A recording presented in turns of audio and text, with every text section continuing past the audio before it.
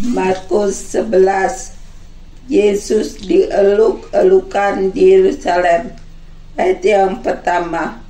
Ketika Yesus dan murid-muridnya telah dekat Yerusalem, dekat Betfage dan Betania yang terletak di Bukit Zaitun, Yesus menyuruh 2 orang muridnya. Ayat yang kedua, dengan pesan, pergilah ke kampung yang di depanmu itu.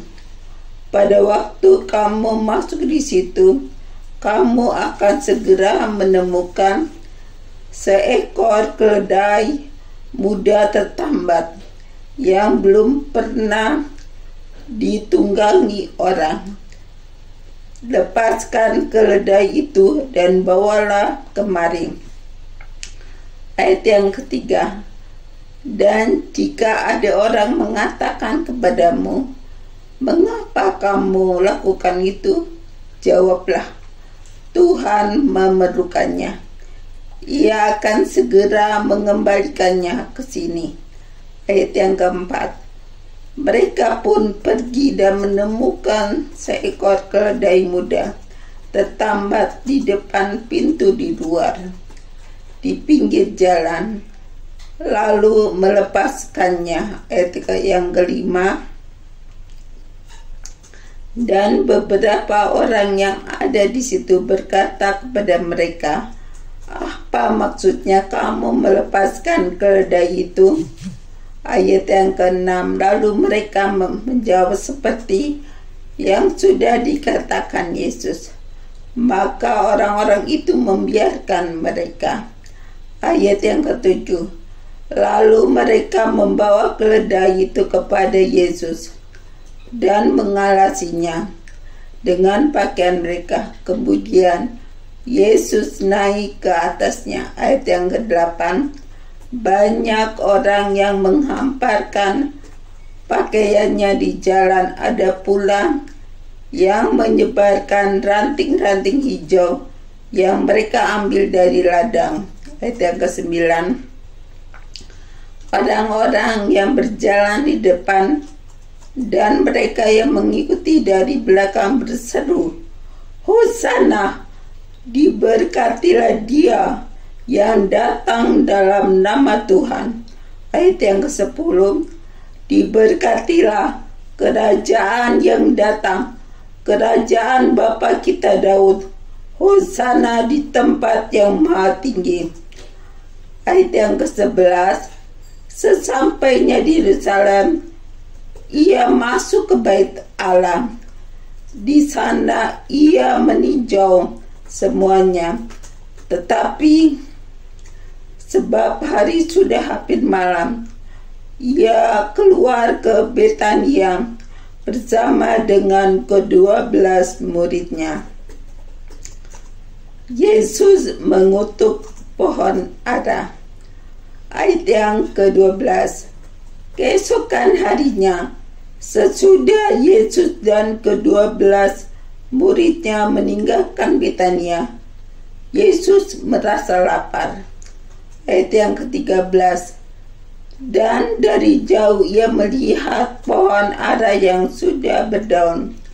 Ia mendekatinya untuk melihat kalau ia mendapat apa-apa pada pohon itu.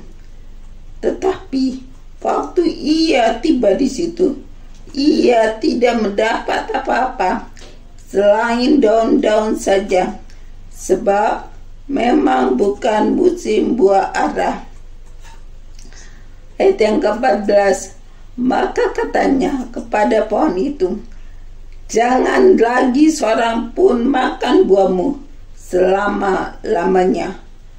Dan murid-muridnya pun mendengarnya. Yesus menyucikan bait Allah.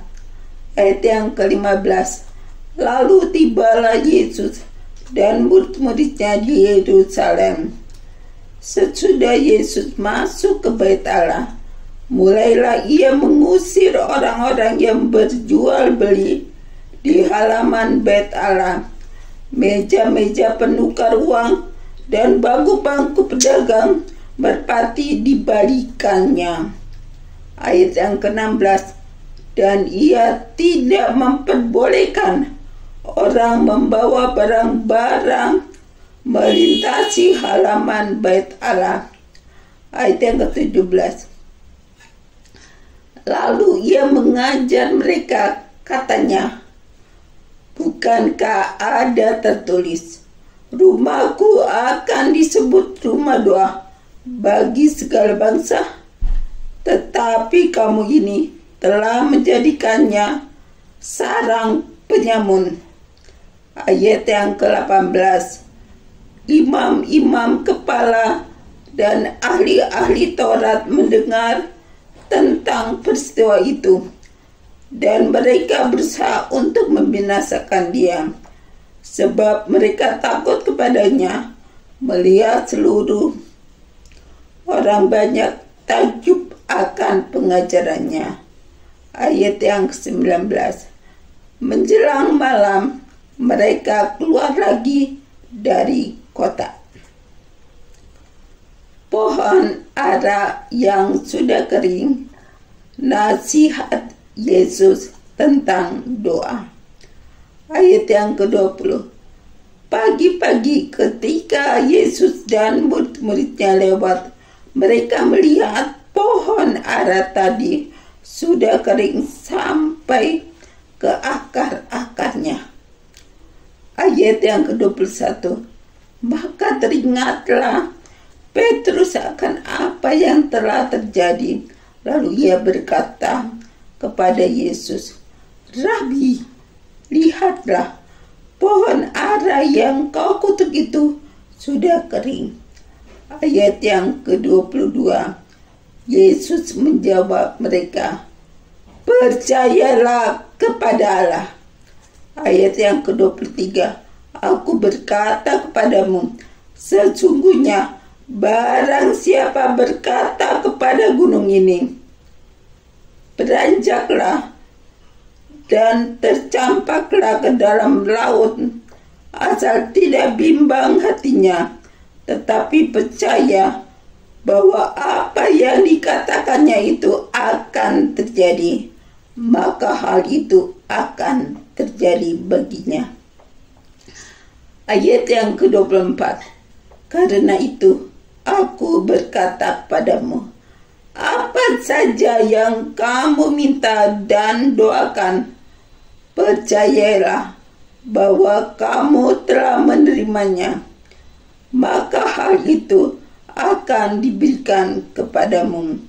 Ayat yang ke-25, dan jika kamu berdiri untuk berdoa, ampunilah dahulu sekiranya ada barang sesuatu dalam hatimu terhadap seseorang, supaya juga Bapamu yang di surga mengampuni kesalahan-kesalahanmu.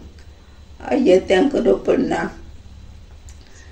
tetapi jika kamu tidak mengampuni, maka Bapamu yang di surga juga tidak akan mengampuni kesalahan-kesalahanmu. Pertanyaan mengenai kuasa Yesus. Ayat yang ke-27, lalu Yesus dan murid-muridnya tiba pula di Yerusalem. Ketika Yesus berjalan di halaman bait Allah, datanglah kepadanya imam-imam kepala, ahli-ahli Taurat dan tua-tua. Ayat 28, dan bertanya kepadanya, dengan kuasa manakah engkau melakukan hal-hal itu? Dan siapakah yang memberikan kuasa itu kepadamu sehingga engkau melakukan hal-hal itu? Ayat ke-29, jawab Yesus kepada mereka, aku akan mengajukan satu pertanyaan kepadamu. Berikanlah aku jawabnya, maka aku akan berkatakan kepadamu, dengan kuasa manakah aku melakukan hal-hal itu? Ayat yang ke-30, baptisan Yohanes itu dari surga atau dari manusia? Berikanlah aku jawabnya. Ayat yang ke-31. Mereka memperbincangkannya di antara mereka dan berkata, jikalau kita katakan dari surga, ia akan berkata, kalau begitu, mengapakah kamu tidak percaya kepadanya? Ayat yang ke-32. Tetapi masakan kita katakan dari manusia? Sebab mereka takut pada orang banyak, karena semua orang menganggap bahwa Yohanes betul-betul seorang nabi. Ayat yang ke-33. Lalu mereka menjawab Yesus, kami tidak tahu. Maka kata Yesus kepada mereka, jika demikian, aku juga tidak mengatakan kepadamu, dengan kuasa manakah aku melakukan hal-hal itu.